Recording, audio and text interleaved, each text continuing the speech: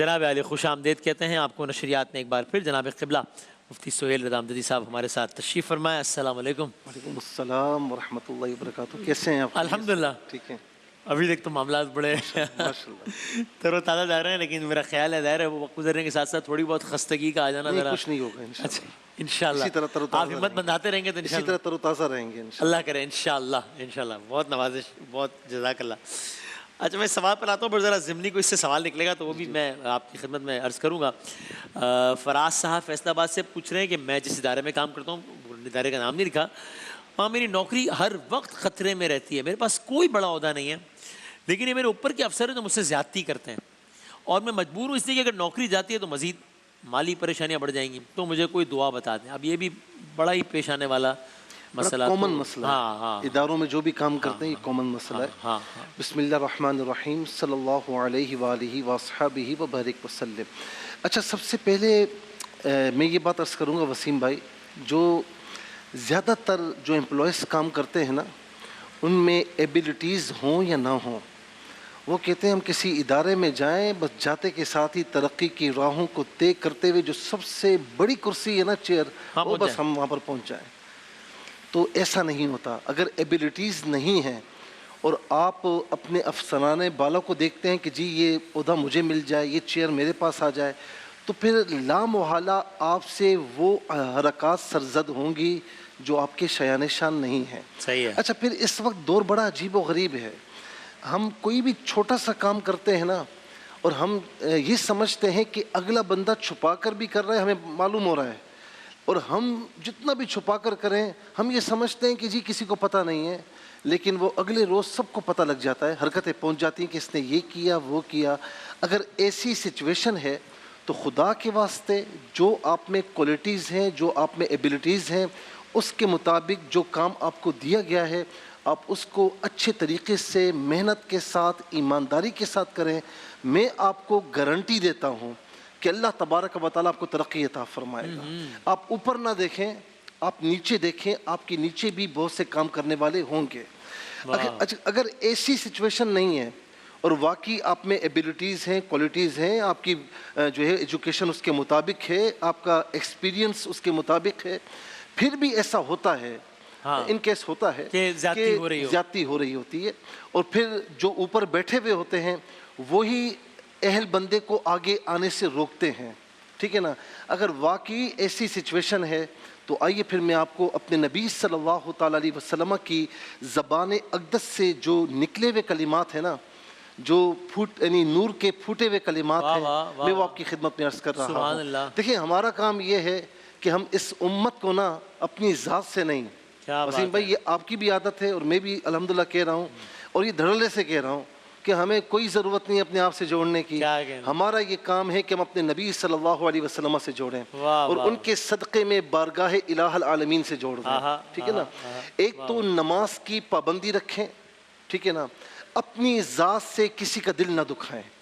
خیر الناس من ينفع الناس. آپ اپنے گھر میں ہیں یا دوستوں میں ہیں یا لوگوں میں ہیں یا ادارے میں ہیں، آپ کی طرف سے کسی کو نقصان نہیں پہنچنا چاہیے. آپ کا سراپا، آپ کی ذات ایسی ہونی چاہیے کہ ہر کوئی آپ سے نفع حاصل کرے، آپ نفع بخش بن جائیں. پھر آپ دیکھیں کہ اللہ تعالیٰ غیب سے آپ کو کیسے کیسے نفع عطا فرمائے گا، آپ کو کیسے نوازے گا، غیب سے کیسی مدد فرمائے گا. اس کے بعد ہر نماز کے بعد نا یہ جو کلمات ہیں یہ صرف ایک مرتبہ پڑھ لیں. اچھا ہر نماز کے بعد ایک مرتبہ پڑھ لیں. ٹھیک ہے نا. آسانی کر 5 مرتبہ پڑھنی ہے، 5 مرتبہ. ٹھیک ہے.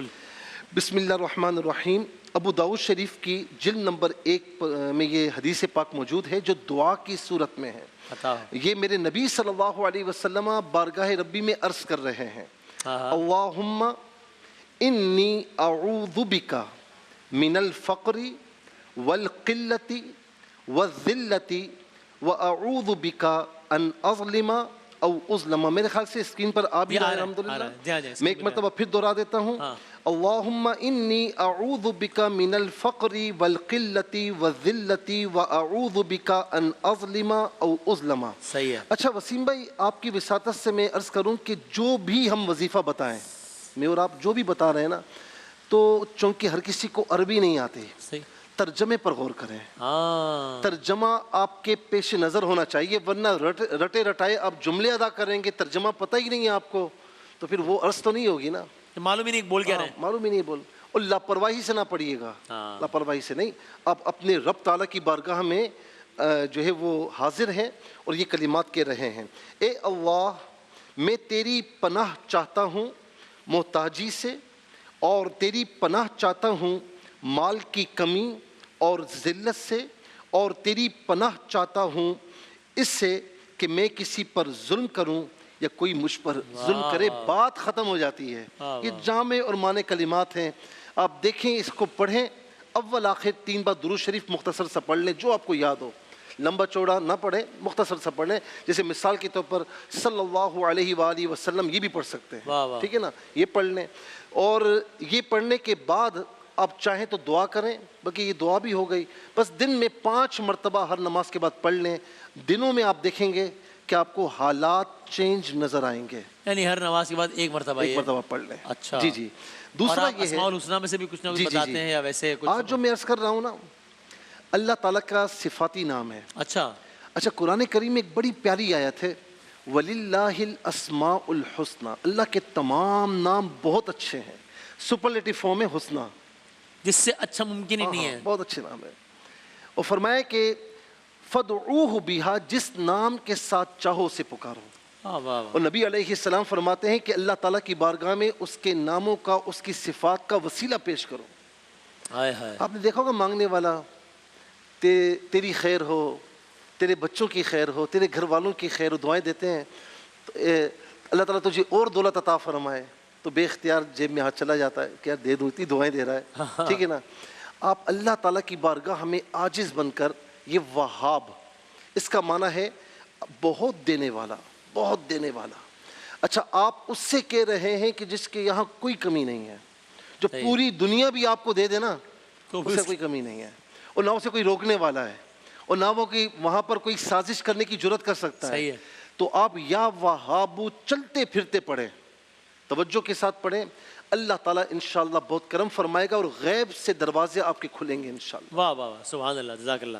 بہت نوازش قبلہ، بہت نوازش. اور یہ بہت ہی ڈویبل ایک چیز بتائی ہے کہ وہ کہہ رہے ہیں کہ بس ہر نماز کے بعد ایک ایک مرتبہ، تو یعنی یہ تو کل ملا کے کوئی دن میں 5 منٹ لگنے، اس سے بھی کم لگنے پڑھنے میں. لیکن جس طرح صاحب نے کہا، تو صرف ان کی بات کی تکرار کہ اگر میں، اچھا میں نے سوچا نہیں تھا 5 مرتبہ پنجتن کے صدقے. واہ واہ واہ واہ، کیا کہنا ہے، سبحان اللہ سبحان اللہ، کیا کہنا ہے. ایک اور معتبر ترین حوالہ ایک اور ہو گیا الحمدللہ. اللہ تعالیٰ جو بھی لوگ اس مشکل میں یا اس طرز کی کسی بھی مشکل میں گرفتار ہیں، اللہ تعالیٰ پنجتن کے صدقے میں انشاءاللہ ان کی اس مشکل کو آسان فرمائے انشاءاللہ. آمین آمین. وقفے کے بعد دوبارہ حاضر ہوتے ہیں.